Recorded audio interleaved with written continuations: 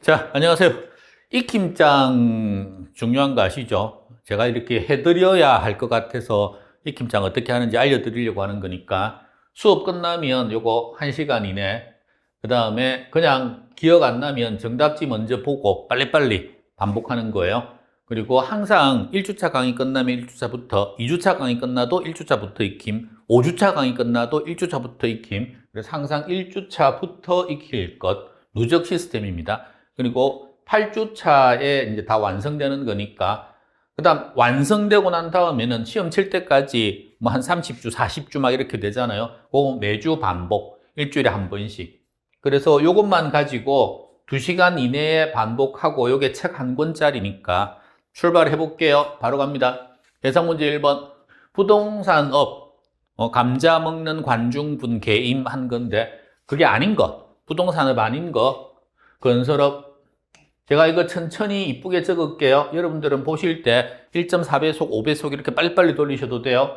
건설 투자업, 요거는 아니다. 금융업도 아니다. 기타 부동산 관리업도 부동산업은 아니다. 복합개념, 법률적 개념, 협의, 민법상 부동산인데 토지 및 거정착물. 일부러 제가 적어드리는 거예요. 적으면서 익히시라고. 광의는 협의의 부동산에 준부동산이 들어간 것입니다. 준부동산. 중개대상물은 임목, 광업재단, 공장재단. 자, 준부동산 중에서 요거 3개는 중개대상물이다. 기술적 개념, 물리적 개념이고 유형적 개념이다. 시험에는 물리적 이런 표현이 잘 나옵니다. 공간이다, 자연이다, 환경이다, 위치다. 이렇게 접근해 들어가면 요거는 기술. 경제적 시장 이야기입니다. 자산이다, 자본이다, 생산 요소다, 소비재다, 상품이다. 이런 개념으로 접근하면 경제적 개념. 동산인가 부동산인가 구분하는 거, 위치 파악하라 그랬어요. 이쪽에 있는 거 동산, 가식, 임시로 심어 놓은 수목의 집단, 수목, 판잣집,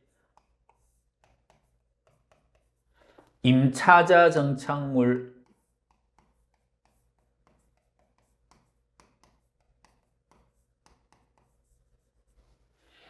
그럼 부동산은 안 움직이니까 독중이라고 그랬죠. 독립적인 거냐, 그 다음에 종속적인 거냐. 자, 독종, 독립해서 나간 내 친구 등근육 명근이 등기해 놓은 물건, 근원을 갖춘 것, 명인 방법을 갖춘 것, 건물, 얘는 독립물에 해당한다.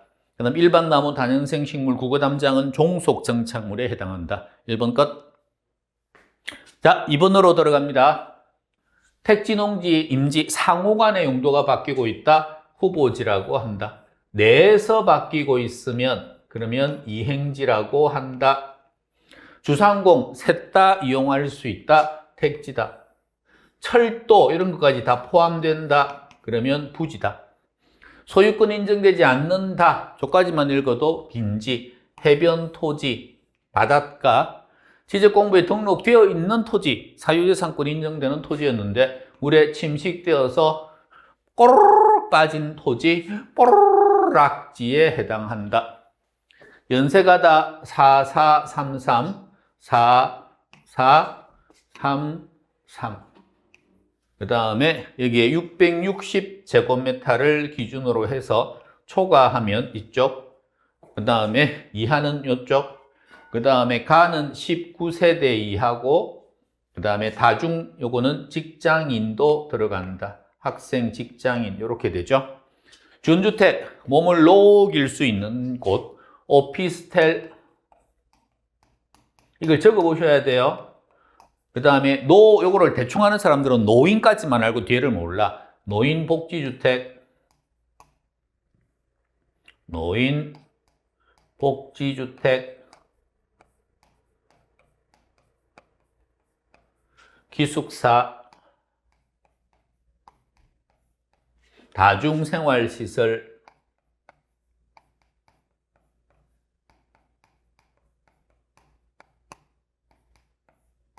빨리 돌리셔도 됩니다.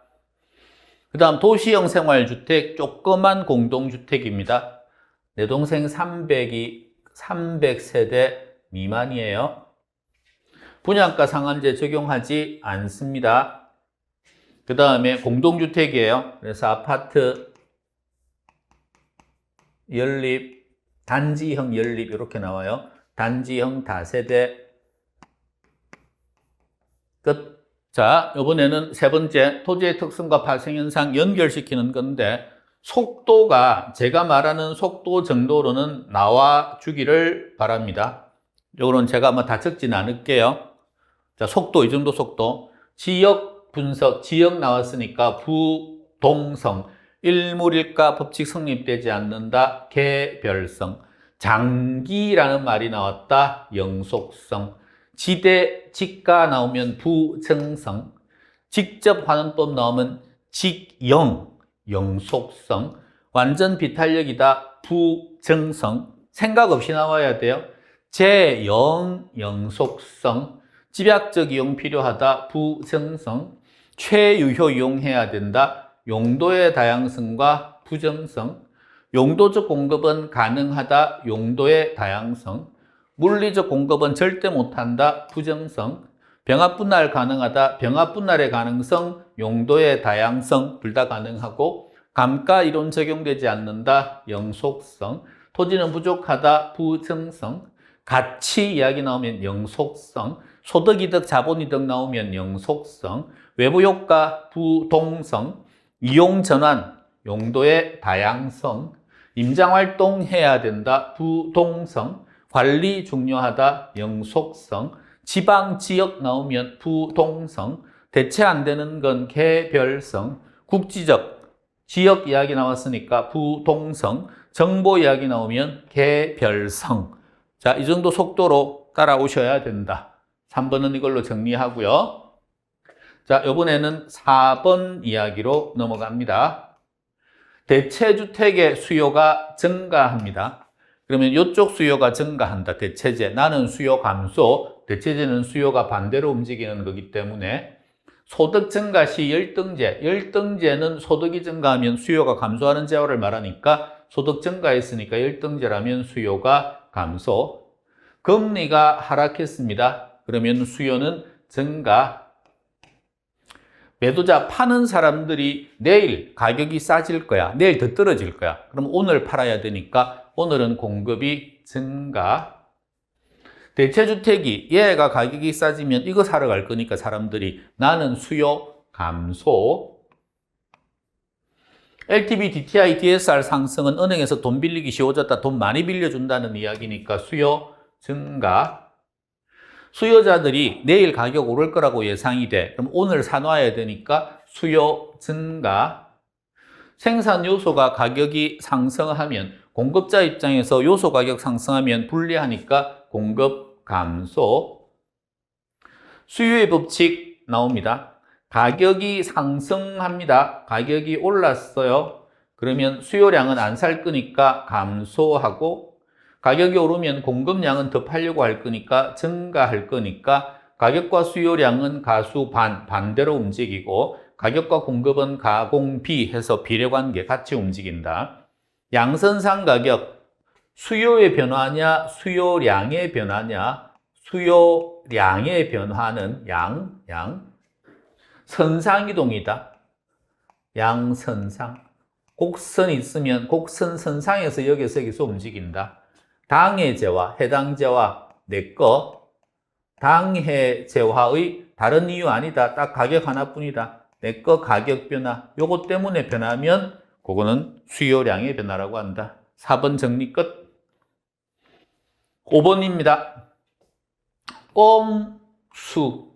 자, 요 상태에서 수요 증가가 공급 증가보다 크다. 큰 놈만 움직이라고 그랬죠. 그럼 수요 증가. 그래서 수요 증가. 여기가 이렇게 갔으니까 가격 상승, 수량 증가. 수요 증가, 공급 증가의 크기가 똑같아요. 그럼 이 상태에서 수요도 이만큼 증가했고 공급도 같은 크기만큼 이렇게 증가시키면 만나는 건 이렇게 갈 거니까 가격은 불변, 수량만 증가. 수요 증가, 공급 증가인데 크기가 안 주어져 있습니다. 그러면 이 상태에서 수요도 요만큼 증가, 요만큼 증가, 요만큼 증가, 공급도 어느 정도 증가할지 모르니까 경우의 수가 많다. 그러면 새로운 균형점은 여기에서 나타날 거니까 가격은 어떻게 될지 알 수가 없다. 수량은 증가한다.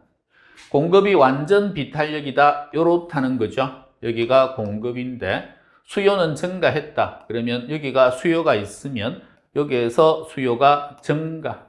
증가하면 이렇게 갔으니까 가격 상승 수량은 불변 이렇게 나온다. 6번 탄력성. 양이 불변이다.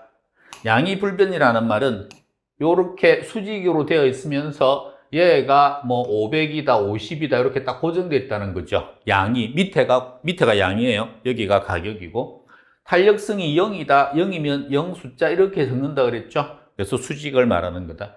Q가 50이다. 그럼 여기가 Q이기 때문에 여기가 50으로 고정되어 있다는 거니까 이렇게 되니까 1번하고 같은 거죠. 이것도 수직이다. 완전 비탄력이다. 비탄력이다. 비탄력이다. 양이 무한히 크게 변화한다. 양이 수평이니까 얘가 무한히 크게 가고 있다. 수평선이고 P가 20이라는 말은 이쪽이 P 곡선이기 때문에 여기가 20에서 고정된 거거든요. 그래서 20에서 쫙 이렇게 오는 거니까 얘도 수평선을 말한다. 탄력적인 대장주세용. 대체재가 많으면 많을수록 그러면 더 탄력적이다. 장기가 단기보다는 더 탄력적이다. 주거용이 상업용보다 더 탄력적이다. 시장을 세분할수록 더 탄력적이다. 용도가 다양할수록 그러면 더 탄력적이다. 자, 총수입 어떤 경우에 늘어납니까? 고기가 탔어. 탄 건 손님 상에 올리면 안 되니까 탄 건 내리고 안 탄 걸 올리고 요거는 저가 전략, 요거는 고가 전략. 그래야지 총수입이 늘어난다. 세금 부담. 세금 부담이 큰 사람은 비탄력적인 사람. 그래야지 세금 총을 쐈을 때 딱 뻣뻣하게 서서 다 맞는다. 그래서 비탄력적인 사람, 서 있는 사람, 얘가 세금 부담이 크다. 시장 왜곡이 큰 경우는 세금을 때렸을 때 심하게 반항하면 시장이 엉망이 되거든요. 공급이 탄력적인 애들이 반항이 심한 애들이다. 민감하게 반응하는 애들. 그래서 탄력적일수록 순손실 시장 왜곡이 크다. 그래서 6번 정리되셨고요.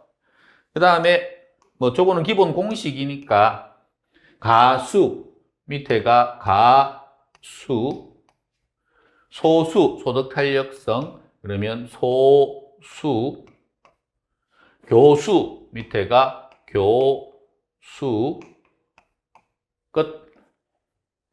약성. 자, 이번에는 8번 문제입니다.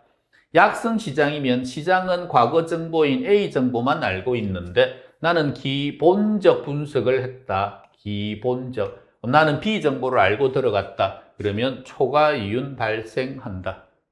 강성 시장이라면 시장은 C 정보까지를 반영하고 있고 나도 미공개 정보라면 C 정보를 알고 들어왔으니까 정보량이 같다면 나는 정상 이윤은 얻을 수 있다. 투기가 발생하지 않는 시장을 할당 효율적 시장이라고 한다. 그러면 투기가 발생하면 할당 효율적 시장이 아닌 것이다. 그래서 투기가 발생하는 시장은 할당 효율적이지 못하기 때문이다. 부동산 시장과 같은 불완전 시장이라도 할당 효율적 시장이 될 수 있다. 정보 획득 비용과 정보로 인한 초과 이윤을 같게만 만들면 남는 게 없기 때문에 그러면 투기할 이유가 없으니까 투기 없는 시장은 할당 효율적 시장이라고 한다. 9번으로 들어갑니다. 순환 변동 계절 변동, 추세 변동, 무작위 변동, 순, 개, 추, 무. 후화회상은 후퇴시장, 하향시장, 회복시장, 상향시장, 후하회상, 후하. 하향 국면이면 이렇게 가는 국면이기 때문에 매수자가 중시된다. 그리고 하향 국면이면 저 매수자인 저 수가 숫자가 적은 것이다. 매수자의 숫자가 적은 시장이다. 그 다음에 떨어지고 있기 때문에 이렇게 가고 있으니까 과거의 사례 가격은 높을 때니까 상한치로 본다. 과거의 사례 가격은 상한치가 된다. 거미집, 탄수 기공. 거미는 동태로 먹는다. 공급자 무식하다. 미래 예측 안 한다. 금기, 지금 나오는 공급량은 지금 가격 보고 지금 양이 아니고 그 전에 가격 보고 그때 심었던 게 이제 나오는 것이다. 금기 공급량은 전기의 가격에 반응하는 것이다. 시험에 탄력도로 출제되면 수에다가 동그라미를 치고 요게 더 크면 수렴, 이게 작으면 발산, 이렇게 간다. 이번에는 10번 문제로 갑니다. 고입동 수위가 튀낸 이야기, 고립국 이야기, 입찰지대, 고입동, 동심원, 수송비 절감분이 지대가 된다. 위치가 지대를 결정한다. 이게 튀낸 이야기이다. 두 번째, 비용 이야기다. 비용 제일 적은 데가 좋다. 최소 비용 이론. 비업.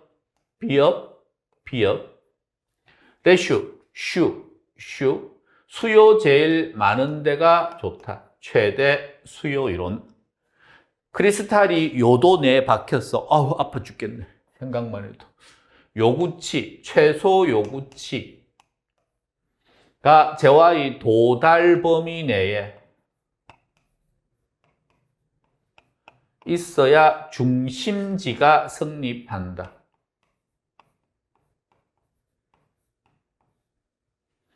레일이 거제반이야. 레일리, 거리의 제곱에 반비례한다. 당기는 힘, 인력은 인구수에는 비례하고 거리의 제곱에 반비례한다.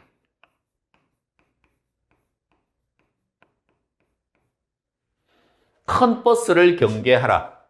경계 지점 또는 분기점은 작은 도시에 가깝게 형성이 된다. 호프 마실 확률이 오늘 몇 프로이니? 확률 모형이다. 공간 마찰 개수, 얘를 빡침 개수라고 하는데 전문품 사러 갈 때는 하나도 안 빡친다. 가방 사러 갈 때 안 빡친다. 그래서 얘가 더 작다. 넬슨 약국, 최대 이익이 있는 데가 어디냐? 어디에 입지해야 최대 이익이 발생하느냐? 그래서 8가지 원칙 이야기했는데 병원 옆에 약국 있는 게 좋다 그랬다. 양립성이다. 서로 고객을 주고받을 수 있는 곳이 좋다. 이번에는 11번으로 넘어갑니다. 리카르도, 비옥하게 확 처먹고 차액은 네 카드로. 튀낸, 고입동 수위가 튀내.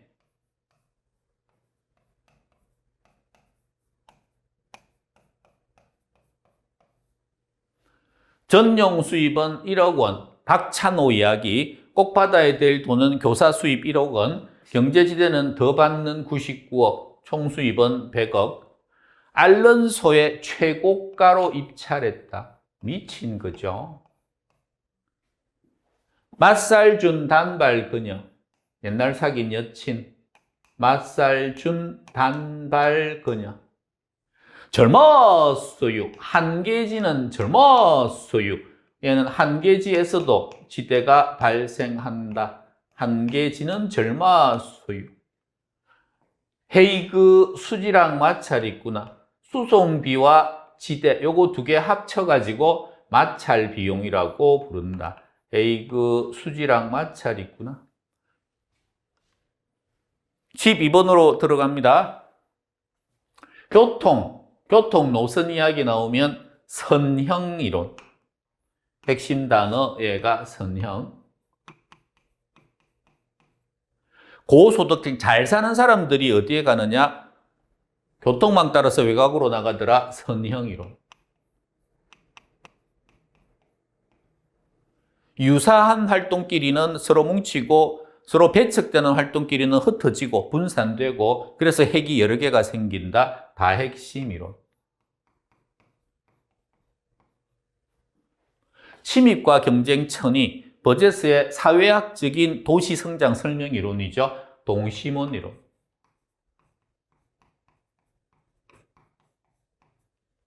부채꼴 나오면 선자가 부채 선자니까 선형이론. 도심 말고 부도심이라는 게 존재한다. 얘는 다핵심에서만 존재하는 용어이다. 다핵심이론. 부도심. 여기에 여러 개의 중심이다. 이것도 다핵심.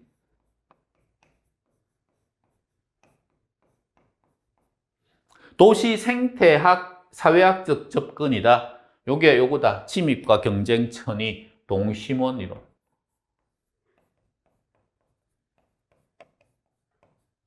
중전마마의 저 산통을 어떻게 하오리까? 동심원이론.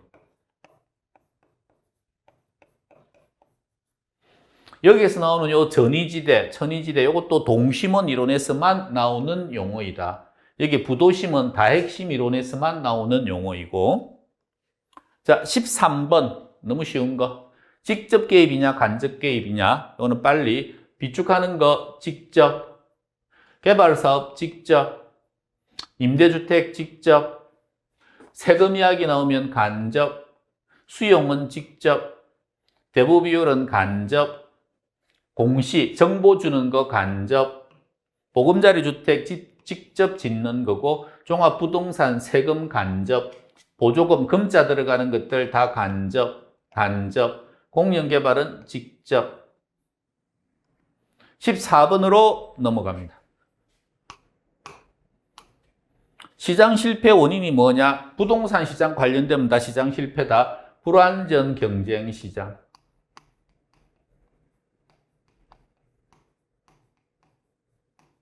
공공재, 시장 실패 원인. 공무원 같은 거. 외부 효과. 시장 실패. 외부 효과는 정의 외부 효과든 부의 외부 효과든 둘 다 시장 실패. 비대칭 정보의 비대칭. 이것도 시장 실패. 전부 다 부동산 시장과 관련되는 것들. 부의 외부 효과 안 좋은 쪽 공해 같은 거 불만이다. 부의 외부 효과는. 그래서 불이면 많이 생산한다. 과다 생산 또는 많이 생산. 그 다음에 부의 외부 효과면 님비, 정의 외부 효과면 피피피피피피피. 힘들어. 님비 이렇게 들어간다. 그리고 사회적 비용이 증가한다. 사회가 안 좋은 것이다. 자, 이번에는 공법. 용기사단. 용 잡으러 다니는 기사단이 있는데 걔는 관리해야 된다. 자, 용도는 용도 지역, 용도 지구, 용도 구역. 이렇게 해가지고 다 관리 계획이다. 기반 시설 설치하는 것도 관리 계획으로 한다. 사업 시행하는 것도 관리 계획으로 한다. 단위 계획 짜고 하는 것도 관리 계획으로 한다. 그래서 용기사단, 용도 지역, 국토는 토, 관, 농, 자로 구분을 한다. 도시지역, 관리지역, 농림지역, 자연환경보전지역. 도시는 다시 주거지역, 상업지역, 공업지역, 녹지지역으로 구분을 한다. 이번에 해당하는 용도지구는 앞에 1에 해당하는 용도지역, 요거 1, 요거가 제한해 놓은 걸 강화하고 아니면 완화하고 둘 다.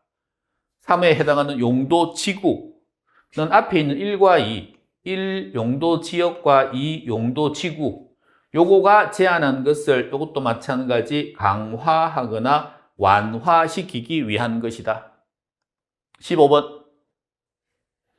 시행하고 있지 않는 것 T초소, TDR, 개발권 이전 제도, 초과 이득세, 소유 상한제. 이쁘게 지워야 되는데 안 지워지네, 안 지워지네. 소유 상한제.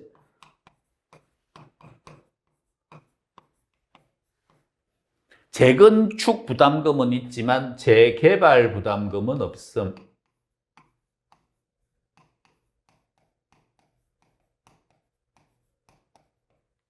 공한지세 없어졌음. 요거 말고도 더 있지만 요렇게 있다. 그 다음에 지단, 지구 단위 계획 구역. 떡국에 올리는 지단, 노란 거, 그거 일부에 대해서 올린다. 이쁘라고 올린다. 그 다음에 요거는 관리해야 된다. 관리 계획하는 거 용기사단. 해서 여기에서 단.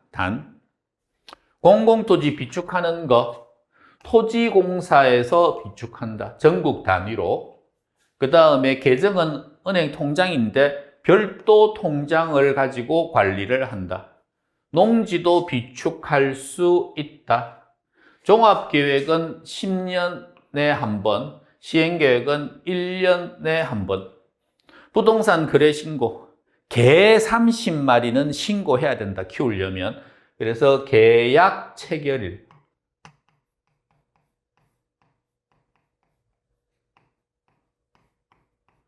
일부터 30, 개 30마리. 30일 이내에 요거 거래 신고하는 건 하나하나 건수이기 때문에 3이 담당한다. 시장군수구청장, 그러니까 3에게 신고해야 한다. 토지거래 허가구역은 구역을 묶는 것이기 때문에 얘는 3이 하는 게 아니고 원칙은 2가 하지만 1도 할 수 있다. 그래서 1 또는 2, 장관 또는 시도지사는 토지거래 허가구역은 투기 방지하기 위한 거다.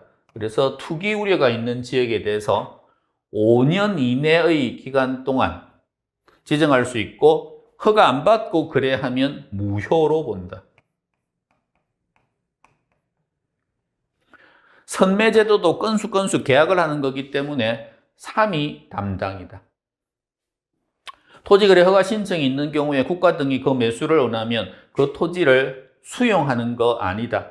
협의 매수하게 할 수 있는 거다. 뺏어가지는 못한다. 토지 적성평가, 어떤 토지가 개발이 적성일까 아니면 보전시켜 놓는 게 적성일까, 요거 평가하는 거다. 16번 주택정책. 변신장소 크기임, 유량은 변화분과 변신, 신규, 새롭게 들어오는 양. 변신장, 장기 공급, 신규 공급이죠. 시간 오래 걸려야 되니까. 소득, 변신장소 거래량, 기간을 정해서 청량, 기간이라는 말은 동안, 이런 표현 나오면 유량, 임료, 임대료, 이것도 유량. 주거지역끼리 분리되는 건 주거분리, 잘 사는 사람과 못 사는 사람이 분리되는 거.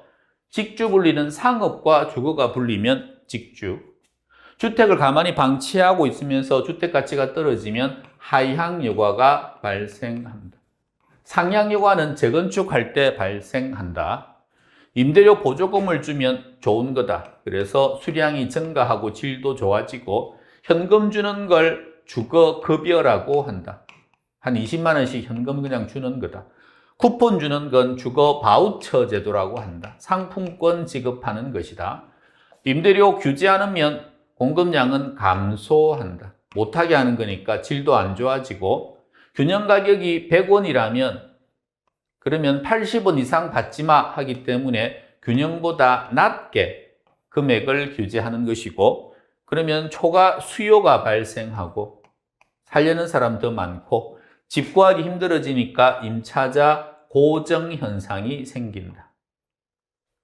공공임대주택 건설 영국행 통장, 영국행 통장은 영구임대 요거 50년,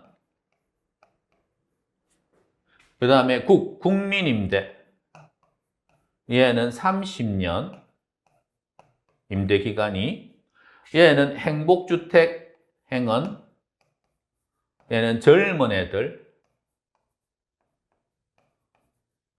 그 다음에 통합 공공임대주택, 통합은 요거 셋 다 할 수 있는 거, 구분하지 않은 거, 그 다음에 장기 전세, 전세 계약의 방식, 투기하는 내 친구 이름은 선규. 그래서 선분양 제도 있을 때 투기가 나타날 수 있고, 그 다음에 분양가 규제를 했을 때, 그래서 제가 투기가 나타날 수 있다. 17번 거지 보국 취재 종량, 거래세, 지방세, 보유세, 국세, 그 다음에 취득세, 취재,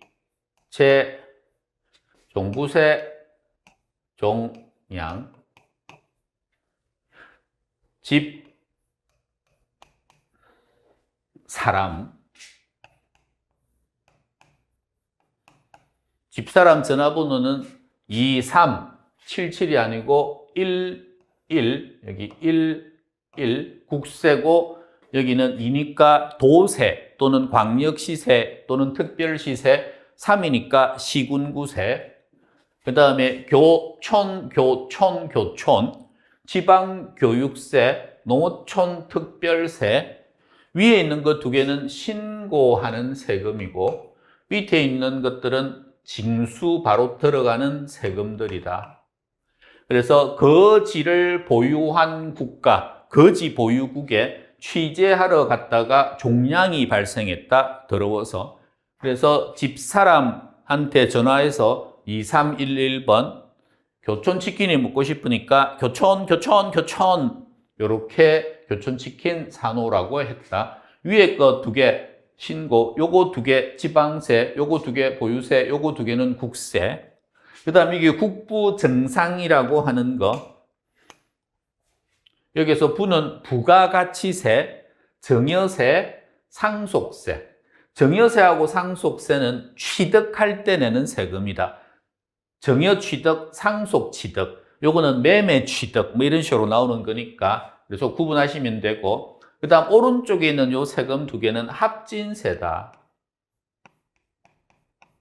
합산과세다. 합친다. 기본적으로 오른쪽 거는. 그 다음에 누진세 구조를 가지고 있다. 세금 부담, 비탄력적인 애, 서가지고 있는 애가 세금 많이 두드려 맞는다.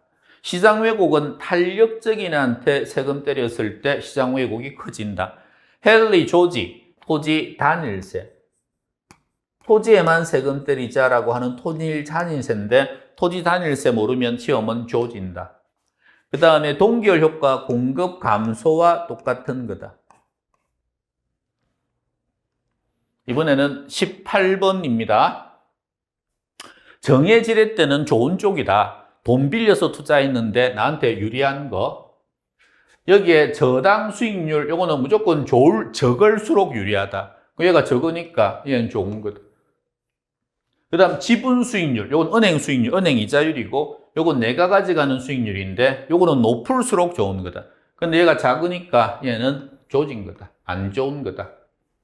요거 지분 수익률이 더 작으니까 조진 거다. 요거 지분 수익률이 크니까 요거는 좋은 거다. 끝. 19번. 화폐의 시간 가치, 연연사, 연미육, 뭉친 금액을 구하라. 5개 주고 5개 다 뭉치면 얼마게? 5다. 그거 연금에 이렇게 나온다. 현재 시점에서 뭉치면 연금의 현가계수, 미래로 가서 뭉치면 연금의 내가계수. 은행에서 돈 빌렸다. 얼마씩 매년마다 똑같이 갚을까? 저당상수가 등장합니다. 원리금, 균등, 상환, 그냥 저당상수. 금액을 쪼개라 이야기 나오면 1을 주고 1을 5개로 쪼개라. 그럼 5분의 1씩 쪼개야 되는데 앞에 거 쪼개면 저당, 앞에 큰 걸 주고 쪼개라 그러면 저당상수, 뒤에 거 큰 거 주고 쪼개라 그러면 감채, 기금, 개수 이렇게 나온다. 잔금은 연연사, 절 이름인데 여기에 맡겨 놓았다. 연연사, 연금의 현가계수. 자, 일시금의 현가계수는 숫자 외우라 그런 거 1보다 작아야 되니까 6분의 4. 일시금의 미래가치 계수는 1보다 커야 되니까 4분의 6. 연금의 현가계수 연연 4. 연금의 현가계수는 4. 연금의 미래가치 계수는 6. 연미 6. 저당상수는 4자니까 4분의 1. 감채기금 개수는 6자니까 6분의 1. 이렇게 된다. 20번. 돈의 흐름 어떻게 들어갑니까? 가유, 순전, 후, 공경, 언세. 적을 때는 가유, 순, 전, 후, 공, 경, 은, 세. 가능총소득에서 공시를 빼면 유효총소득 나오는데 이때 기타 소득이라고 하는 건 더한다. 요거는 더한다는 거 조심. 영업 경비가 아닌 거. 경비로 해서는 안 되는 영감님은 공부하는 영감님이다. 경비 쓰면서 공부만 하고 있으면 안 되니까 공부하는 영감님은 경비가 아니다. 공실, 부채 서비스액, 영업소득세, 감가상각비, 원리금 상환액을 뺀다. 은행한테 주는 돈. 원리금 상환액과 같은 표현이 부채 서비스액이다. 영업소득세 계산 어떻게 합니까? 순이감 곱하기 세율. 순영업소득에서 이자 빼고 감가상각비 빼고 곱하기 세율 하면 영업소득세가 나온다. 그래서 요거는 연습할 때는 요거 빼고 요거 나오고 요거 빼고 요거 나오고 요거 빼고 나오고 중요한 건 요 라인이다. 공경은세. 매각 현금 흐름은 여기에서 총, 순, 전, 후, 경, 은, 세. 가유순전후 공경은세, 총순전후 경은세. 여기에서 요거 공실이 없기 때문에 요거 하나가 그냥 총이 되어버리면 요거 두 개 합쳐서 총이 되어버리면 총순전후. 요거는 팔아먹을 때는 공실이라는 게 없기 때문에 경은세. 요렇게 해서 요게 나온 것이다. 요까지가 20번이었습니다. 자, 21번. 요구 수익률은 요 개념이 되게 중요해요. 여로트 비추서 이렇게 해가지고 비용의 개념이다. 그 다음에 주관적인 개념이다. 그 다음에 최소한이다. 그래서 요로트 비, 비용, 요구 나오면 비용이다, 주관적이다, 최소한이다. 요구 수익률 뭘로 구성됩니까? 무위험률. 시장 이자율이죠. 무위험률이라고 하는 게. 그 다음에 위험 할증률. 위험 할증률. 투자 대상이 위험하면 위험할수록 할증 더 받는 건데 다른 말로 표현하면 위험 대가율. 위험에 대한 대가 더 받아야 되겠다. 그래서 요거 두 개 시험 잘 나오니까 기억 잘 하십시오. 무위험률, 위험 대가율. 자, 그 다음에 사업상 위험이 뭐가 있습니까? 그러면 사시에 합격한 거죠. 그래서 감격에 겨워서 사시, 운이? 이렇게. 그래서 사시, 운이가 있는데 사업상 위험의 종류는 시장 위험이 있고요. 그 다음에 운영 위험이 있고요. 그 다음에 위치 위험이 있고 이렇게 세 가지가 있다. 암기해 놓으시고 그 다음 위험이 발생하면 위험을 어떻게 반영합니까? 기하, 요상, 장기하가 있는데 요상하더라. 그래서 기대 수익률, 기하는 하향 조정 이렇게 해도 되고 아니면 요구 수익률을 상향 조정해 가지고 반영한다. 그 다음 민감도 분석입니다. 민변, 요거 자주 나왔죠. 민변이 무엇입니까? 민감도 분석은 이게 변화가 발생한다는 단어가 들어가 있으면 민감도 분석이다. 원인이 변화함에 따라 변. 그래서 결과에 어떤 영향을 미치는지를 분석하기 때문에 요 변이라는 단어 들어가 있으면 민감도 분석이다. 위험과 수익, 위수정이라는 애가 있었는데 위가 반일의 애가 있거든요. 위험과 수익은 정비례 관계다. 위험과 수익은 정비례 또는 정자 빼고 그냥 비례 이런 표현도 쓴다. 잘 익혀 놓으시고요. 테마 22번입니다. 할인법. 준영씨 수일이가 네요. 그래서 순연가법 0과 비교하고 수익성지수법 1과 비교하고 내부 수익률은 요구 수익률과 비교하는 방법이다. 세 가지 방법 이름부터 아셔야 됩니다. 이름이 뭐가 있습니까? 순현재가치법, 짧게는 순현가법, 그 다음 수익성지수법,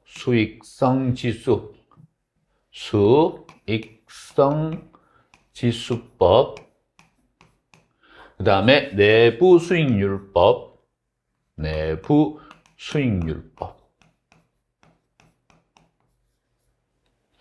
그 다음에 정의. 순현가는 뭐 한 값입니까? 그러면 순현가는 뺀 값입니다. 위에서 아래 걸 뺀 값. 들어온 거에서 나간 거 뺀 거. 수익성지수는 나눈 값이고요. 내부 수익률은 세 가지가 있거든요. 뭐 하는 율 이렇게 나와요. 같게율. 위와 아래를 같게 만드는 나가는 돈 들어오는 돈을 같게 만드는 할인율. 그러면 순현가는 0이 되니까 순을 0으로 만드는 할인율. 그 다음에 수가 1이 되는 위아래가 같으면 나눈 값은 1이 되니까 판단 어떻게 합니까? 순현가는 0하고 비교하고 수익성지수는 1, 수일이 1하고 비교하고 내부 수익률은 요구 수익률과 비교를 해서 앞에 있는 게 더 크면 돼요. 순현가법. 자, 이거 비교하는 문제인데 순현가법하고 내부 수익률법하고 비교할 때 순현가는요, 뭘로? 자, 재주문합니다. 닭을. 순 살려. 요번에는 네네. 그래서 순현가법은 요구 수익률로 재투자한다고 가정하고 내부 수익률법은 내부 수익률로 재투자한다고 가정을 한다. 순현가법이니까 요구 수익률로 재투자한다고 가정을 한다.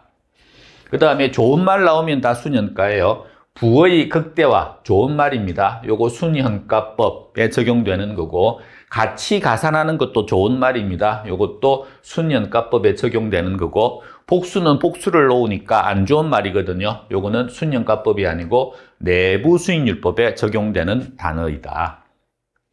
비할인법, 요거 연습 정말 자주 하셔야 돼요. 여기에 있는 요거 총투자 금액입니다. 총투자 또는 부동산 가격. 그 다음 요거는 부채는 60. 예를 든 거예요. 그 다음에 요거는 지분이라 그러죠. 내 돈. 그 다음에 가유순전후,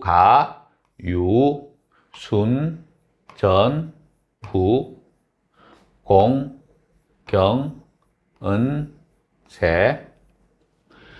예를 들어서 50, 40, 30, 20, 10 이렇게 줬고 10, 10, 10, 10 이렇게 준 거예요. 부채 비율입니다. 요거 나누기 요거 한 건 부채 비율 옆으로, 요거 나누기 요거 한 건 대부 비율이라고 한다 그랬으니까 부채 비율은 60 나누기 40 요게 부채 비율이다. 그 다음에 유효 총소득 성수라고 하는 건 요 투자 금액에서 요걸 뺀 거라 그랬습니다. 여기에서 여기서 요거 나눈 거라 그랬습니다. 여기에서 요거 나누면 가능 총소득 성수, 여기에서 요거 나누면 유효 총소득 성수, 이런 식으로 나가는 거고, 나누기를 할 때 선이 하나가 존재한다. 그 선이 무엇이냐 그러면 요게 38선 같이 절대 넘어갈 수 없는 선이다. 그래서 위에는 위에 것끼리만, 아래는 아래 것끼리만 비교를 하게 됩니다.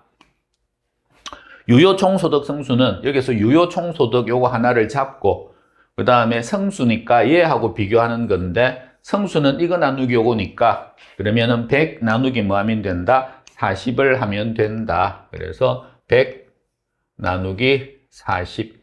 요걸 유효 총소득 성수라 그러고요. 자본 환원율은 반대거든요. 환원율 이야기 나오면 두 개가 나오는데, 요거 나누기 요거 한 거 하나, 또 하나는 이거 나누기 요거 한 거 하나, 요거 두 개가 있는데 아무 말 없이 그냥 환원율 이야기 나오면 위에 걸 말한다. 환원율. 그러니까 앞에가 자본 환원율, 총 자본 환원율, 뭐 이런 식으로 종합 환원율 뭐가 나오든 환원율 등장했다. 위에 거. 근데 지분이라는 표현이 등장했다. 지분 환원율이다. 이런 표현 나오면 요건 밑에 거다. 요게 지분이잖아요. 요게 지분. 그래서 지분 이야기 나오면 지분 배당률, 지분 환원율, 이런 식으로 지분 등장했다. 아래 거다. 그러면은 20 나누기 40이 되는 거죠. 지분 환원율. 아니구나. 여기 있구나. 지분 환원율은 20 나누기 40. 그 다음에 여기 보시면 자본 환원율은 지분 아니잖아요. 그러면 그냥 환원율이니까 30 나누기 100 이렇게 되는 거다. 그래서 자본 환원율은 30 나누기 100. 지분 안 들어가면 다 조 위에 거고요. 그 다음에 부채 감당률 그러면 여기에서 요거 나누기 하면 공실률, 여기에서 요거 나누기 하면은 영업 경비 비율, 그 다음에 요거 두 개를 합친 거 나누기 요거 하면 요거를 뭐라고 부릅니까? 채무 불이행률. 부채 감당률은 요거 나누기 요거예요. 그러니까 공식적으로 뭐 나누기 뭐 하지 말고 위치를 파악해라. 그래서 순 나누기 은 한 거다. 그러면 30 나누기 10. 부채 감당률 30 나누기 10. 요걸 부채 감당률이라고 그러고, 채무 불이행률 요거 권총 들고 온다 그랬죠. 돈 안 갚으면. 그래서 권총이 요렇게 되는 거라서 요거 두 개 더한 거 나누기 요거라서 20 나누기 요거니까 40. 요렇게 가지고 가는 거다. 이거 연습 되게 많이 하셔야 됩니다.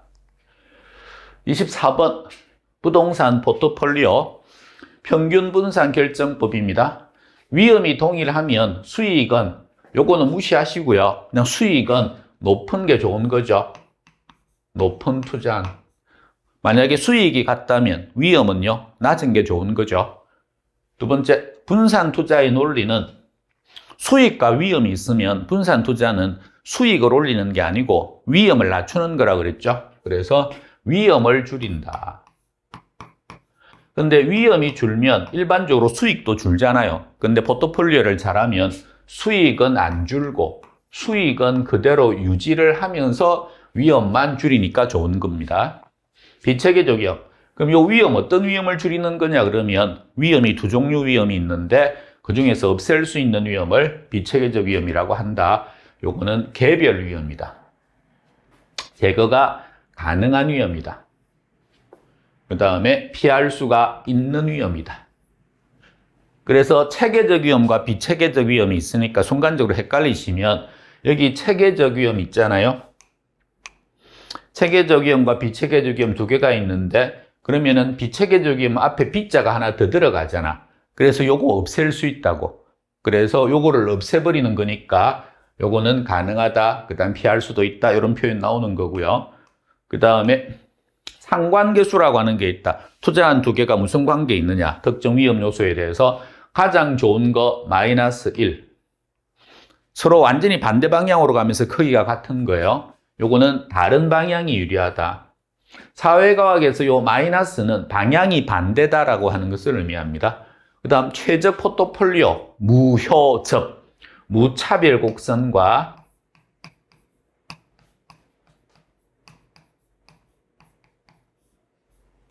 효율적 프론티어, 효율적 전선이라고 합니다. 효율적 전선이 접하는 점이다. 만나는 게 아니고 요거. 그 다음 효율적 전선은 어떻게 생겼습니까? 그러면 요렇게 생겼습니다. 그래서 우상향한다고 표현하고, 그 다음 무차별 곡선 형태는 요렇게 생겼거든요. 요렇게. 근데 요런 무차별 곡선도 있고 요런 무차별 곡선도 있는데 요거는 투자자 성향에 따라 다르다. 그래서 공격적인 성향이면 창을 들고 다니고 보수적인 성향이면 방패 들고 다니니까 공격적 투자자라 그랬죠. 그럼 창 들고 다닙니다. 창 들고 다니면 이제 요렇게 던져야 되니까 완만하다. 이렇게 나오는 거죠. 끝. 자, 이번에는 25번 대출 이자율 결정 원리. 일단 시장 구조가 어떻게 되는지를 한번 볼게요. 전체 시장이 차입자가 등장하고요. 돈 빌리는 애예요. 김덕수죠. 은행이 나오고 한국주택금융공사, 짧게는 한주금. 그 다음에 이쪽에는 투자자, 2차 박유모라 그랬죠. 그래서 저쪽에 1차 선생 등장하는 요 시장을 1차 저당 시장이라 그러고 주택자금을 대출하는 시장입니다. 그 다음에 2차 시장은 주택자금을 은행한테 돈을 공급해 주는 시장이다. 대출 위험, 고정, 인조 이렇게 적어놨는데 인조 혹시 기억나세요? 어떤 경우에 위험합니까? 그러면 고정금리 대출일 때가 위험하다. 은행 입장에서. 시장 이자율이 올라가면 떨어지면 조. 그래서 떨어지면 하락을 하면 조기 상환 위험이 발생한다. 조기 상환 위험은 고정금리이고 금리가 하락하면 발생하는 위험이다. 대출 이자율을 어떻게 결정합니까? 대출 이자율은 기준금리 더하기 가산금리 이렇게 결정하는데 이 기준금리의 개념이 예금금리라고 그랬죠. 그러니까 예금금리보다는 대출금리가 더 높아야 돼요. 여기에다가 가산해가지고 결정한다. 시장 상황에 따라 변동하는 것은 당연히 변동금리다. 고정되어 있으면 고정금리. 대출 가능액 결정합니다. 담보가치, 담보 10억짜리 갖고 오면 5억은 빌려줄게. 그거 결정하는 게 LTV. 상환 능력 기준. 너 돈 갚을 능력 되냐? 그래서 주택인 경우와 상가인 경우가 다른데 상환은 주택인 경우는 차입자의 연봉, 월급 가지고 갚아야 되니까 그거 결정하는 건 DTI라고 한다. 이때 I가 차입자의 소득을 말하는 거고 상가는 그 상가가 벌어들이는 순영업 소득 가지고 갚을 능력이 되는지를 본다. 그게 부채 감당률이다.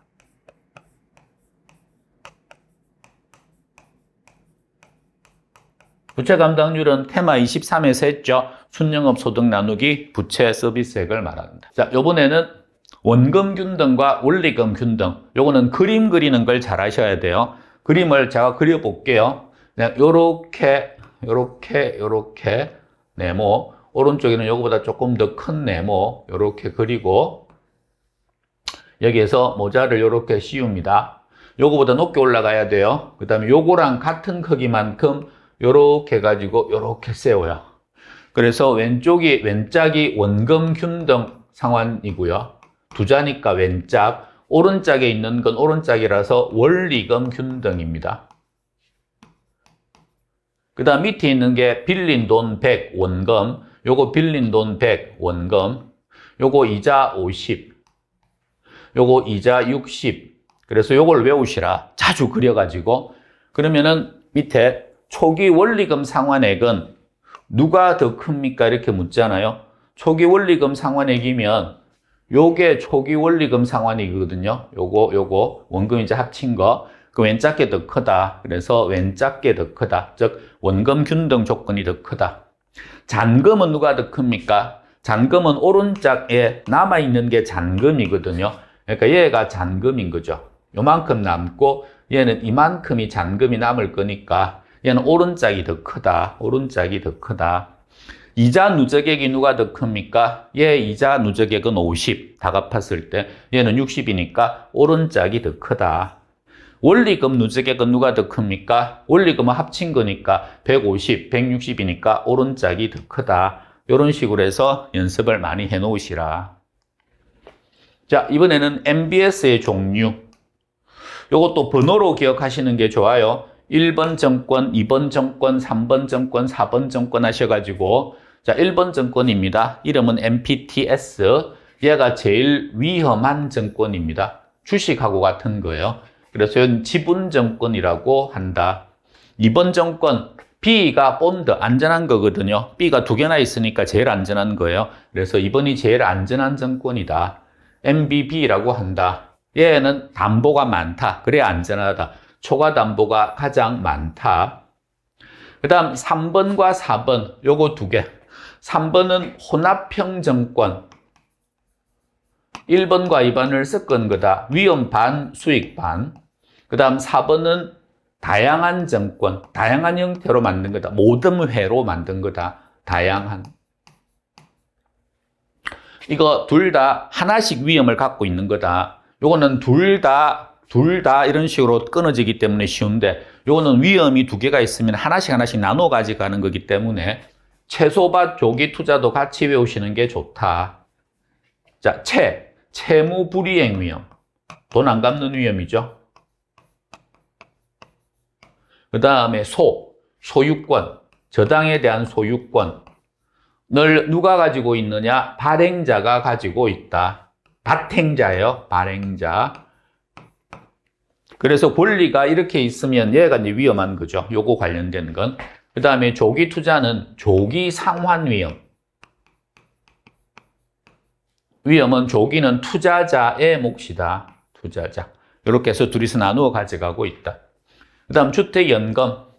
부부 중에서 한 명, 두 명 다 아니에요. 한 명. 한 명이 만 55세 이하이면 됩니다. 근데 이거는 자주 바뀌니까 막판에 한번 확인해야 되고요. 그 다음 공시가격이 12억 원 이하. 예, 주택 또는 주거용 오피스텔. 의 소유자. 그 다음에 다주택자도 됩니다. 여러 주택 합친 금액이 12억 안 넘어가면 되거든요. 가입이 가능하다. 그 다음에 저당권 방식이 있고, 방식은 저당권은 돈을 빌리는 방식인 거고, 신탁 방식도 있더라. 신탁은 소유권 먼저 넘겨줘 버리는 거예요. 그래서 이런 두 가지 방식으로 가입할 수 있다. 자, 이번에는 28번입니다. 민간이 건설을 준공이 빌드예요. 빌드. 그 다음에 수익을 가진다. 오퍼레이트라 그럽니다. 오퍼레이트. 그 다음에 소유권이 국가한테 넘어간다. 소유권 넘기는 걸 트랜스퍼라 그럽니다. 그래서 이렇게 국가랑 민간이 계약을 맺으면 이 계약 방식은 BOT 계약 방식이라고 부른다. 민간이 시설을 준공하고 빌드. 소유권을 국가로 먼저 이전을 시키고 트랜스퍼. 임대하는 방식, 리스. 그러면 이런 계약 방식은 BTL 방식이라고 부른다. 이번에는 프로젝트 금융 방식입니다. 프로젝트 금융은 사업주가 등장하는데 얘하고 이쪽하고 이 사업하고는 완전히 끊어지거든요. 그래서 이렇게 돼가지고 여기에서 완전히 끊어진다. 얘는 물러나는 거죠. 법적으로. 이렇게 되면 얘는 장부에, 이 회사 장부에는 법적으로는 부채가 없는 겁니다. 돈을 빌렸지만. 그래서 부외금융이라는 표현을 쓴다. 그 다음에 얘가 망해도, 사업이 망해도 얘가 돈 다 갚아야 될 의무 없다. 비소구금융이라는 표현을 쓴다. 또는 조금만 갚아라 그래서 어느 정도는 갚게끔 하는 건 제한소구금융 이런 표현을 쓴다. 그 다음에 은행 입장에서는 정부의 비대칭을 해결할 수 있고 여러 은행이 위험이 크니까 돈도 많이 들어가고 공동대출 방식으로 가는데 그걸 신디케이트 론이라고 한다. 공동으로 돈 빌려주는 거예요. 론이 대출이에요. 그 다음에 시험에 또 얘가 잘 나오는데 이 프로젝트 회사를 별도로 만들게 되는데 얘는 페이퍼 컴퍼니 형태다. 그래서 서류상 회사라는 표현이 나옵니다. 실체가 없는 명목상 또는 서류상 회사다. 이렇게 하고 일정 요건을 갖추게 되면 얘는 법인세를 조금만 내도 돼요. 그래서 법인세가 감면되는 효과가 있다. 그리고 돈은 별도 관리로 들어간다. 신탁회사한테 맡기든 에스크로우를 동원하든 해서 별도 관리한다. 자, 그 다음에 여기 있는 요 내용들은 돈을 빌렸을 때 지분금융 방식이냐 부채금융 방식이냐 양다리 걸치는 메자닌 방식이냐입니다. 기업, 자, 후배 전신에 매달린 메자닌. 그래서 요거 나오면 요거는 메자닌 방식이에요. 요거 후순위 채권, 배당 우선주, 요건 전환사채, 신주 인수권부 사채를 말하는 건데, 자, 하나씩 정리를 하면 들어갔습니다. 그럼 얘는 부채증권입니다. 컨소시엄은 여러 회사가 공동으로 같이 개발하는 거니까 이건 지분금융 방식, 지분증권. 전환사채, 요거죠. 요거는 메자닌입니다.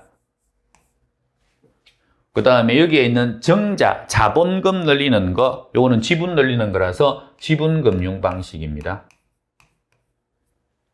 신주인수권부 사채, 요겁니다. 요거는 메자닌입니다. 자산 유동화 증권, 유동화 이야기 나오면 MBS, ABS, 거기 B 들어가는 것들이 있죠. 그건 전부 다 부채증권, 부채금융 방식입니다. 그 다음 부동산 신디케이트 조합 결성해서 같이 하는 건 공동투자 개념이라서 지분증권, 지분금융 방식입니다. 후순위 채권, 저게 후배 전신할 때 후, 그래서 요거는 메자닌입니다. 주택 저당 채권, 저당 이야기 들어가면 빌린 거겠죠. 그래서 부채 쪽이고요. 채권 나오면 다 부채입니다. 투자 이야기 나오면 다 지분이고요. 신탁정서금융, 요 신탁정서 담보로 잡히고 돈 빌리는 거라서 부채금융 쪽입니다. 자, 이것도 연습 몇 번 하시면 되고요. 이번에는 부동산 투자회사 전화번호 알고 계셔야 되겠죠? 533-7557 부동산 투자회사가 1, 2, 3, 4 해서 번호로 기억하시는 게 좋고 1번이 자기관리 부동산 투자회사 2번이 위탁관리 부동산 투자회사 3번이 기업 구조조정 부동산 투자회사 4번은 부동산 투자회사가 아니고 자산관리회사.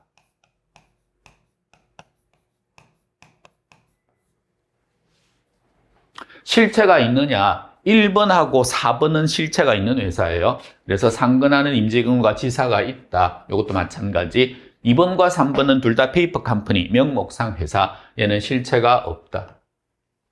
없으니까 부동산 관리하는 걸 둘 다 4번에 맡겨야 돼요. 그래서 4번 회사에 위탁해야 된다. 그래서 얘가 존재하는 이유는 얘 둘 거를 위탁해서 받아서 하기 위해서 존재하는 거다. 그 다음에 설립자본금과 최저자본금이 있습니다. 위에 있는 건 설립, 아래에 있는 건 최저. 533-7557, 5, 3, 3에 70, 50, 50, 70 암기하시고요. 현물 출자는 현금, 돈을 내서 주식 받아오는 게 아니고 물건을 주고 주식 받아오는 거거든요. 요거는 요거 최저자본금 7557 있죠? 최저자본금 마련할 때까지는 못해요. 그래서 최저자본금 준비하기 전까지는 현물 출자는 할 수 없다.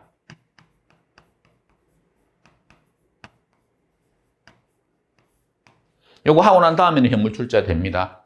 전문 인력을 갖추고 있어야 되거든요. 1번 회사하고 4번 회사는 직접 운영을 해야 되니까 전문 인력이 있어야 되는데 전문 인력에 해당하는 게 부동산 전문 인력은 감정평가사, 그 다음에 공인중개사, 얘들은 둘 다 5년입니다. 5년 이상 업무에 종사해야 된다. 서억사가 있는데 걔는 3년입니다.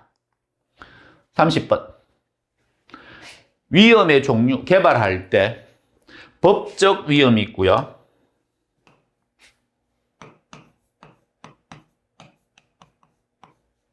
그 다음에 시장 위험이 있고요. 그 다음에 비용 위험이 있고요.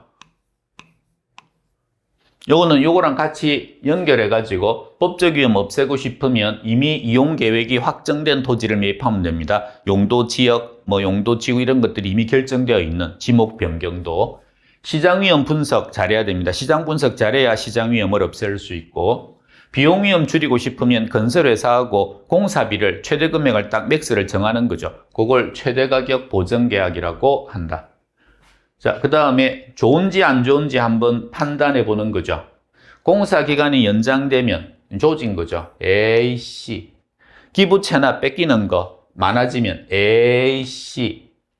용적률 감소하면 안 좋으니까 개발업자 입장에서 AC. 공사비 하락하면 좋은 거니까 아싸. 대출 금리가 하락하면 아싸. 분양가 상승하면 비싼 돈 받을 수 있으니까 아싸. 이렇게 해가지고 결정된다. 자, 이번에는 31번. 어휴, 간단하네. 부동산 분석입니다. 그러니까 개발 타당성 분석이거든요. 지시성 타투. 맨날 지시만 하는 형이 있는데 온몸이 타투더라. 그래서 말 잘 들어야 된다. 지역 경제 분석입니다. 지역 경제, 도시 분석이에요. 지역의 경제 상태 분석에서 도시 결정하고, 그 다음 그 도시 안에 들어가서 내가 개발할 만한 시장 지역을 정하고, 이게 시장 분석이죠. 그 안에서 어떤 상품 만들었을 때 제일 좋으냐, 그걸 시장성 분석, 규모라든지 가격이라든지 그런 거 결정을 하고, 요게 시험에 제일 잘 나온다 그랬죠. 매매 가능성, 시장성 분석. 그 다음에 돈 되는 사업인지에 대해서 타당성 분석. 여기에서 순영시 수일이가 내요가 나오는 거고, 마지막으로 투자안이 한 두세 개 있다 그러면 어떤 걸로 최종 결정을 할까? 투자 분석하는 단계다. 부동산 개발 방식, 민간 개발과 공적 개발입니다. 자, 민간 개발 방식, 지주, 토지 소유자하고 공동으로 개발업자가 같이 개발 사업하는 거죠. 요거는 어떤 게 있습니까? 대물, 공사비를 나중에 물건으로 뚝 떼주는 거죠. 변제 방식 있고, 같이 분양을 하고 난 다음에 분양금을 나누어 가지는 분양금 정산 방식이 있고, 투자자 모집 방식이 있고, 사업을 맡기는 사업 위탁 방식이 있다. 요거랑 구분해야 되는 용어가 신탁이라 그랬죠. 여기에 있는 토지 신탁은 소유권을 넘기면서 맡기는 거, 이건 소유권 안 넘기고 맡기는 거. 토지 신탁은 관계처의 분담, 일을 이렇게 분담시키는 거거든요.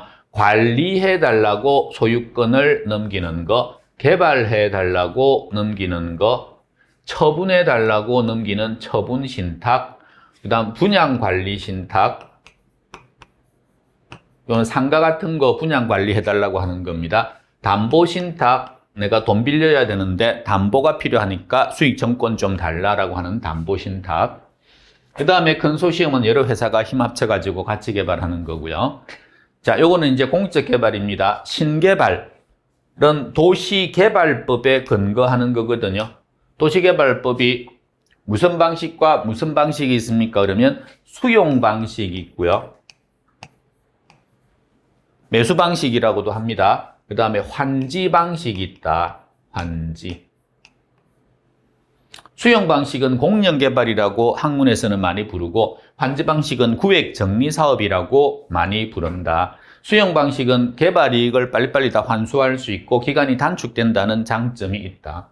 환지 방식이 시험에 잘 나오는데 환지로 개발 사업을 하잖아요. 그러면 그 땅은 원래 토지 소유자에게 돌려주는 그 땅을 뭐라고 합니까? 환지라고 합니다. 바꿀 환자를 씁니다. 바꾸어 주는 거죠. 이건 재분배한다는 표현이 나오고 환지하지 않고 안 돌려주고 가지고 있는 땅을 보류지라고 한다. 요 보류지는 두 가지 땅으로 다시 나눈다. 공공시설용지, 도로라든지 마을회관이라든지 경찰서라든지 공원이라든지 이런 거 만드는 땅이 필요하니까 안 돌려주고 있고, 채비지라고 해서 공사비로 충당하기 위해서 이 땅은 팔 거예요. 그래서 팔려고 남겨놓은 땅을 채비지라고 한다. 그래서 보류지는 두 종류가 있다. 재개발 방식입니다. 이게 정비사업이죠. 요거는 개발사업이고, 세 가지 방식이 있다. 요거 외우십시오. 극단 주거, 상열개발, 공량건축입니다. 저기에 있는 용어에서 바로 나오면 극히 열악, 단독주택 요 단어가 나왔다. 주거환경개선사업, 상업지역, 열악 그러면 재개발사업, 공동주택, 양호 그러면 재건축사업 이렇게 나온다. 또 제가 다 적어 드려야 되겠죠? 자, 극히 열악, 그 다음에 단독주택, 이렇게 나오면 주거환경 개선 사업이다.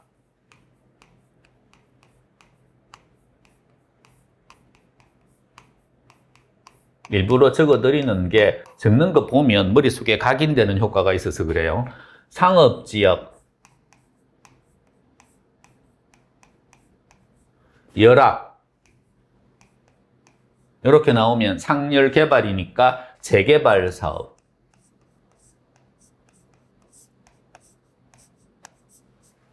그리고 여기에 있는 상열개발과 공량건축은 공공이 일정 부분 이상을 못 사는 사람을 위해서 줘야 되고 하는 게 있거든요. 그건 공공재개발 사업이라 그런다.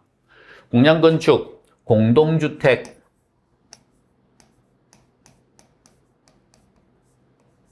양호, 운동되는데요. 그 다음에 재건축,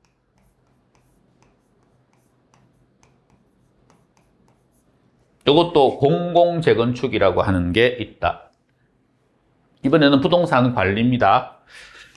부동산 관리는 자재 씨한테 맡기는 거죠. 자재 맡아달라고. 자산 관리, 그 다음에 재산 관리, 그 다음에 시설 관리, 이런 식으로 해서 계층화되어 있다 그럽니다. 이 사람이 이 사람한테 보고하고, 이 사람이 이 사람한테 보고하면 이 자산 관리자가 전체적으로 소유자하고 협의해서 전체 재산을 이게 운영을 한다. 자산 관리자의 역할, 포트폴리오 매각 이런 거 하는 거고, 재산 관리자는 부동산 하나, 임대차 관리 이런 거 하는 거고, 시설 관리는 재산 중에서 주로 유지 관리가 필요한 것들 청소하고 막 이런 것들 있죠. 그런 거 하는 거다. 그 다음에 부동산 관리는 법률적 관리, 기술적 관리, 경제적 관리, 이런 식으로 복합 개념으로 해가지고 다 관리해야 되는데, 법률적 관리는 주로 권리 분석, 계약 관리 이런 거고, 기술적 관리는 경계, 청량, 보안 관리인데, 경계 이야기 나오면 청량의 핵심입니다. 경계. 요거가 아니고 요게 핵심이다. 그래서 이건 기술적 관리다. 그 다음에 경제적 관리도 인력 관리, 적재적소에 인력 잘 배치해가지고 수익을 극대화시키는 관리다. 그 다음에 자위혼. 요거는 이제 장단점을 물어요. 자가 관리. 그러니까 지가 지가 관리하는 거죠. 전문가한테 맡기는 위탁 관리. 그 다음에 두 개를 섞어서 하는 혼합 관리. 장단점, 자가 관리. 지가 지가 하면 그냥 하는 동 마는 동 아니라 이런 것들은 단점이다. 위탁 관리. 전문가한테 맡기면 그러면 좋긴 다 좋은데 종합 관리하기가 조금 어렵다. 혼합 관리하면 책임 소재가 불분명하다. 이런 것들이 단점이다. 부동산 마케팅. 부동산 마케팅은 크게 시장에 가서 시장에서 고객과 좋은 관계를 맺다. 이렇게 크게 나누고요. 그 다음에 시장 선거에 나간 거죠. 나갔는데 3표 차로 져서 재판가유. 3표 차를 영어로 STP 전략이라고 부릅니다. 요 STP 전략은 요 세가 시장을 세분화하고 표적 시장을 정하고 들어가서 어떻게 차별화시켜 나갈까. 근데 영어로 하면 시장을 쪼개는 걸 세그멘테이션. 쪼개놓고 나는 쪼개진 것 중에서 조시장을 타겟으로 할 거야. 요게 타겟, 표적 시장. 그 시장 안에 들어가서 나는 어떤 차별화를 할까? 포지셔닝. 재판가유는 4P 믹스 전략이라고 한다. 4가지 P가 나옵니다. 제품, 차별화 전략. 판촉, 차별화 전략. 가격, 차별화 전략. 유통, 차별화 전략. 영어로는 product, promotion, price, place 이렇게 해가지고 4가지 P가 나오기 때문에 4P 믹스 전략이라고 한다. 고객 점유, 고객이 물건 살 때 구매 의사를 결정하려고 하면 일련의 과정이 있거든요. 그 과정을 끌어내는 마케팅 전략. 너는 고객도 아이다. attention, interest, desire, action. 요 4가지 과정. 그 다음 관계 유지, 브랜드 마케팅이라고 하는 게 있다. 한번 고객과의 관계를 유지하기 위한 전략이다. 계속 내 고객으로. 자, 그 다음 감정평가 규칙상 용어 정의입니다. 요거는 그냥 여러 번 자주 하셔가지고 그냥 익히셔야 돼요. 토지 등이 통상적인 시장에서. 요거 용어 그대로 나와야 됩니다. 법률 용어라서. 성립 가능성이 가장 높다고 인정되는. 그게 시장 가치다. 기준 시점, 가격 조사를 완료한 날짜로 하는데 감정평가의 기준이 되는 날짜를 말하고 가격 조사를 완료한 날짜로 한다. 가치 형성 요인, 형일찌개. 형일이가 제 친구인데 얘가 하는 찌개집입니다. 형일찌개라고. 경제적 가치에 영향을 미치는 일반적 요인, 지역 요인, 개별 요인, 얘를 가치 형성 요인이라고 한다. 원가법, 재조달 원가에, 재조달 원가는 기준 시점의 공사비입니다. 옛날 공사비 말고 기준 시점에서의 신축 공사비, 감가 수정을 하여 그동안 쓴 것만큼은 빼야 되거든요. 그래서 대상 물건의 가액을 산정하는 방법이다. 적산법은 임료 산정하는 적산기기필임, 기초가액에 기대 이율을 곱해서 산정한 금액에 필요경비를 더해가지고 더하는 겁니다. 더해가지고 임대료를 산정하는 방식이다. 수익완원법, 장래, 앞으로 벌어들일 순수익 이나 미래의 현금 흐름, 이것도 앞으로 벌어들일 돈입니다. 환원 하거나 할인 하여 가액을 산정하는 것이다. 감가수정, 쓴 거 빼는 거예요. 감가가 3개가 있다. 물리적 감가, 기능적 감가, 경제적 감가 등을 고려해서 어디에서 이걸 빼는 겁니까? 그럼 여기에서 원가법 보시면 재조달 원가에 감가 수정한다 그랬으니까 무슨 원가에서? 재조달 원가에서. 여기에서 공제하는 거다. 빼는 겁니다. 공제. 실거래가, 신고된 실제 거래가액에서, 실제 거래된 금액이에요. 도시지역은 3년 이내에 거래된 사례. 그 밖의 지역은 5년. 인근 지역은 대상 부동산이 속한 지역입니다.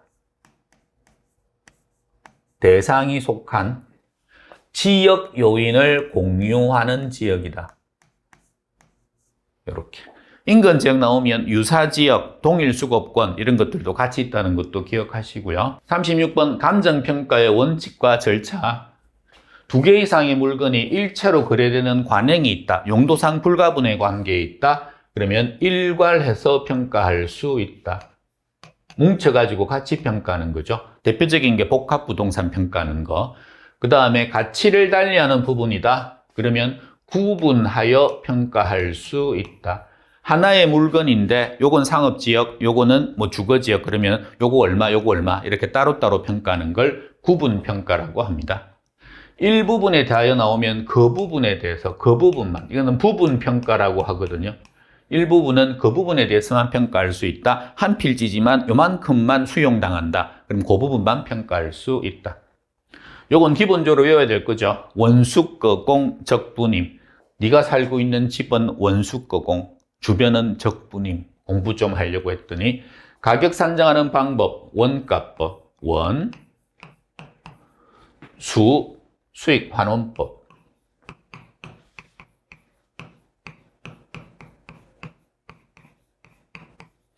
거래 사례 비교법.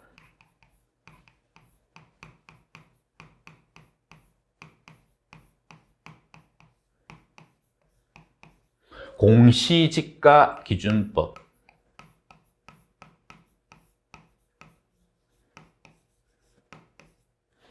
그다음 임대료 산정하는 방법은 적산법.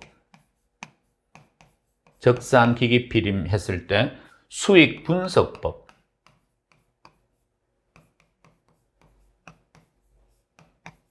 임대 사례 비교법.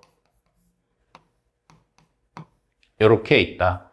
그래서 가격 구하는 거 원수 거공, 임료 구하는 거 적분임.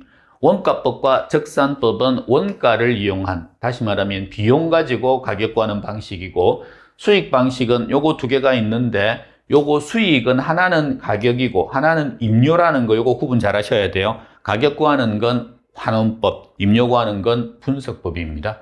그 다음에 비교 방식에 있어 가지고 요거 셋 다 비교 방식인데 이 중에서 요거 두 개는 시장에서 갖고 온 거고 여기에는 공시지가는 시장 아니라는 건 아시고요. 정부가 가격을 산정해 놓은 겁니다. 그래서 시장성은 요거 두 개다. 토지평가의 주방식, 물건마다 주방식이 있는데 토지평가는 공시지가 기준법이 주방식입니다. 토지와 건물을 일괄로 할 때 우리나라는 기본적으로 거래가 많으면 다 거래사례 비교법이거든요. 그래서 얘는 거래사례 비교법이다. 건물과 기계, 건물만 거래된 사례는 거의 없습니다. 토지 건물을 일체로 거래를 하지 건물만 따로 단독주택인데 건물만 팔게 이런 건 없잖아요. 그래서 건물, 기계 이런 것들은 원가법으로 들어간다. 거래 사례가 잘 없다.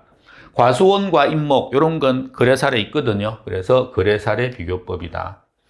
임대료 평가의 주방식은 요거 중에서 임대 사례 비교법, 요게 주방식입니다. 임대 사례 비교법. 자동차하고 동산, 이거 거래 많이 하거든요. 그래서 거래 사례 비교법이다. 영업권, 무형자산 이런 것들은 거래도 힘들고 원가도 없기 때문에 대신에 수익은 나오니까 수익환원법이다. 권리류들, 권리류, 무형 이런 것들. 광업재단 기업가치 얘도 수익환원법이다. 산림, 산과 나무 이런 것들 거래사례 비교법이다. 자, 산림은 기본적으로 임목이 있으면, 임목은 이미 팔아먹은 거거든요. 그건 구분해서 평가하는 게 원칙이에요. 그래서 산지와 임목은 구분해서 평가한다. 이런 표현이 있으니까 이것도 봐놓으시고, 공장재단은 공장을 구성하는 각 물건들, 토지 따로 평가, 건물 따로 평가, 기계 따로 평가, 각각 평가해가지고 합산합니다. 얘는. 개별 물건 평가한 후 합산 평가로 한다. 가격 원칙과 지역 분석입니다. 대문이 있는데 대문 안으로 들어가서 대상 부동산 하나 분석할 때 쓰는 가격 원칙, 균형의 원칙. 균형이 잘 잡혀 있는가 보는 거죠. 그래서 균형의 원칙. 시험에 맨날 답으로 나오는 거. 대문 밖으로 나갔을 때 하는 건 적합의 원칙, 주변 환경과 어울리는 이용을 하고 있는가 보는 거고요. 그 다음에 계속 가격 변하고 있다, 변동의 원칙. 그 다음에 부동산도 물리적 대체는 안 되더라도 기능이나 경제적인 거나 뭐 가격 측면이나 효용이나 이런 것들은 대체가 됩니다. 그래서 대체가 된다는 대체의 원칙. 요거 4개 정도는 시험에 답으로 나오면 푸셔라. 한 13개 있는데 4개만 하자, 정확하게. 균형의 원칙, 내부로 들어가면 어떤 단어가 중요합니까? 설계, 설비. 요 단어가 보였다, 이거 관련된 거다, 그럼 다 균형의 원칙 쪽입니다. 균형의 원칙이 위배되면 발생하는 감가를 기능적 감가라고 한다. 적합의 원칙 대문 밖입니다. 무슨 지역, 외부, 환경, 뭐 다른 부동산, 뭐 이런 것들, 이런 것들 나오면 적합의 원칙이고, 주변과 어울리지 않는 이용을 하고 있으면 그때 발생하는 감가를 경제적 감가라고 한다. 변동의 원칙, 가격은 계속 변동한다. 그래서 시점 이야기 나오면 변동의 원칙입니다. 기준 시점, 시점 수정, 이런 표현들은 변동의 원칙과 관련되고, 부동산도 대체가 가능해요. 유사 부동산이라면 가격 비슷하다. 그래서 거래사례 비교법 이런 걸 쓸 수 있는 거거든요. 그 다음 지역 분석에서 표적수, 경부선. 표적수라는 감정평가사가 경부선 타고 지역 분석하러 내려간 거예요.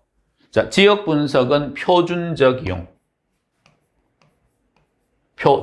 적합의 원칙, 가격 수준, 경제적 감가, 부동성,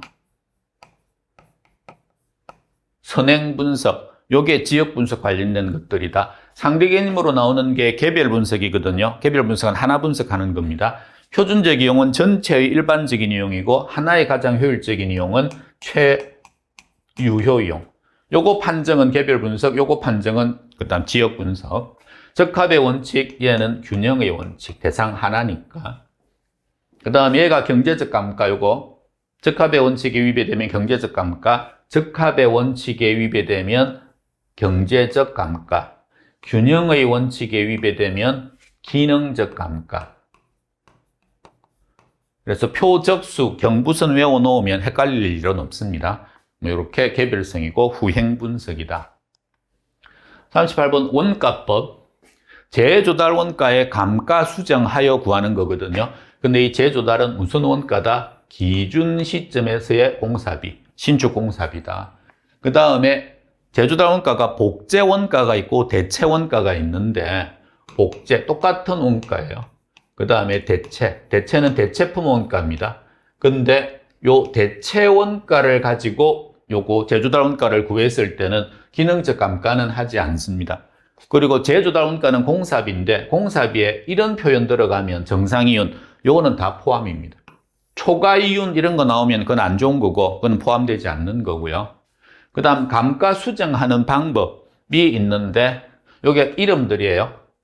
내용연수법, 분해법, 관찰감가법, 상환기금법, 정액법, 정률법입니다. 근데 여기에 있는 내용연수법 있죠? 나이 가지고 하는 거거든요. 저 내용연수법 안에 3가지가 있다. 요거 안에 요거 상정률 해가지고 요게 들어가 있는 거예요. 그래서 내용연수법에는 뭐가 있습니까? 그러면 상환기금법,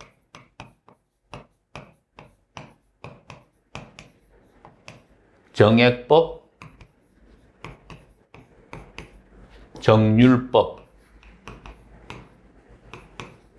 이렇게 3가지가 있고, 큰 분류에서 분해법도 있고 관찰감가법도 있는데, 하나만 더 한다면 상환기금법은 문장 안에 복리 이자의 개념, 복리가 들어가 있다. 다 상환기금법.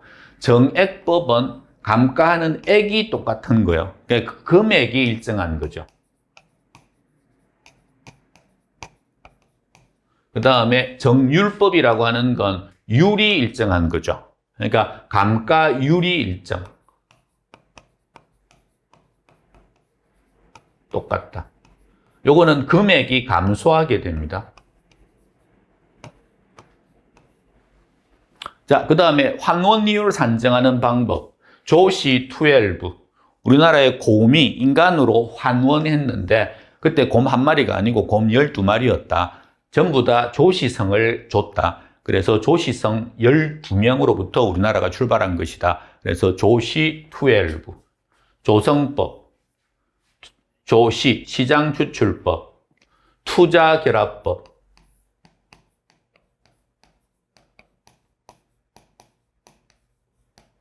엘루더법, 부채감당법,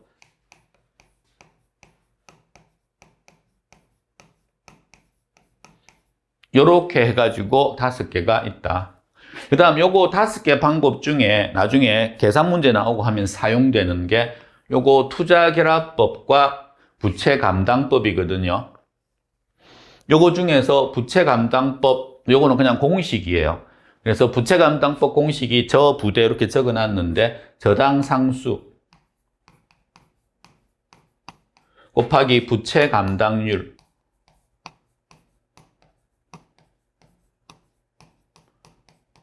곱하기 대부비율 요거 3개를 곱하면 환원이율이 나온다. 그래서 환원이율을 구하는 공식이다. 자, 39번은 계산 문제니까 넘어가고요. 40번 부동산 가격 공시제도입니다. 표준은 누가 합니까? 장관이 합니다. 그 다음에 위원회는 누구 위원회의 심의를 거칩니까? 중앙위원회의 심의를 거칩니다. 그 다음에 또르륵 보다가 문장에서 의뢰한다가 보였다. 그러면은 누구한테 의뢰합니까? 공법만 공부하는 공법주부들한테 의뢰한다. 공시지가는 법인에게, 주택이면 부동산원에. 그럼 여기는 공시지가였죠? 공시지가면 누구한테 의뢰합니까? 공법, 법인한테 의뢰를 한다. 만약에 표준주택가격이라고 나왔으면 주, 부동산원에 의뢰한다. 이렇게 나옵니다. 그 다음 표준과 공동, 요건 둘 다 장관이 하는 거라서 얘는 장관한테 이의를 신청하고 이의 신청은 30일 이내에 누구에게? 장관에게. 공동도 장관한테 한다는 거 기억하셔야 돼요. 이건 전수조사 들어가니까. 세금 이야기 나왔다. 다 개별입니다. 얘가 등장하면. 요거를 위해 가지고는 무슨 공시지가를 공시해야 된다? 개별 공시지가. 개별 나오면 다 세금이다. 그 다음에 개별 공시지가를 공시 안 해도 되는 경우가 법에서는 2가지가 있는데 더 있을 수 있습니다. 근데 원칙적으로 2개. 하나가 세금 안 내는 애. 세금 부과 대상이 아니네. 왜? 세금 때리려고 하는 거니까. 또 하나는 표준지 공시지가. 그러니까 표준지. 표준지에는 이미 표준지 공시지가가 있기 때문에 표준지 공시지가를 개별 공시지가로 보니까 별도로 개별 공시지가를 공시할 필요가 없다. 표준지는 표준지 공시지가를 개별 공시지가로 봅니다. 그래서 개별 공시지가 별도 산정 안 해도 된다. 그 다음에 합병을 해놓은 땅이 있다. 그럼 바쁘거든요. 바쁘니까 주 6일 근무한다고 보시면 돼요. 1월, 자, 얘는 공시지가 뒤에 있는 거 요거 보셔야 돼요. 앞에 있는 요 토지가 아니고, 그러니까 주택이든 토지든 전부 다 합병하는 건 토지예요. 토지니까 요거 보는 게 아니고 뒤에 공시지가를 결정 공시니까 요거는 토지예요. 그래서 합병 이야기 나오면 주택이다 이렇게 이야기 나오면 주 6일, 1월 1일 또는 6월 1일을 기준으로 해서 공시지가 공시할 수 있고, 토지가 나오면 주 6일 하려면 토요일도 출근해야 되거든요. 그래서 7월 1일도 가능하다. 토지 이야기니까 1월 1일 또는 7월 1일을 기준으로 해서 개별 공시지가를 공시할 수 있다. 개별은 하나 또는 둘 이상의 표준지 공시지가를 기준으로 해서 표준지 공시지가 뭐를 사용해서 토지가격 비준표, 토지가격 비준표를 사용해서 개별을 산정을 한다. 요거는 땅이라고 안 했으니까 그냥 개별 통으로 하면 개별은 뭐를 기준으로 해서 표준을 기준으로 해서 토지면 표준지 공시지가, 주택이면 표준주택. 장관은 일단에 뭐 중에서 선정한 표준주택, 단독주택입니다. 공동주택 들어가면 틀립니다. 공동주택은 표준주택 선정 안 합니다. 전부 다 전수조사하니까. 그래서 단독만 그 중에서 표준주택을 골라가지고 한다. 자, 여기까지가 테마 40분으로 다 끝났거든요. 익힘장이 많지 않아요. 요거를 부지런히 이렇게 익히는 사람은 공부 정말 효율적으로 편하게 하는 거고, 듣고 까먹고 이것만 반복하는 분들은 시간만 계속 날리고 있는 거니까, 그래서 꼭 좀 익힘장은 하시기를 바랍니다. 안녕.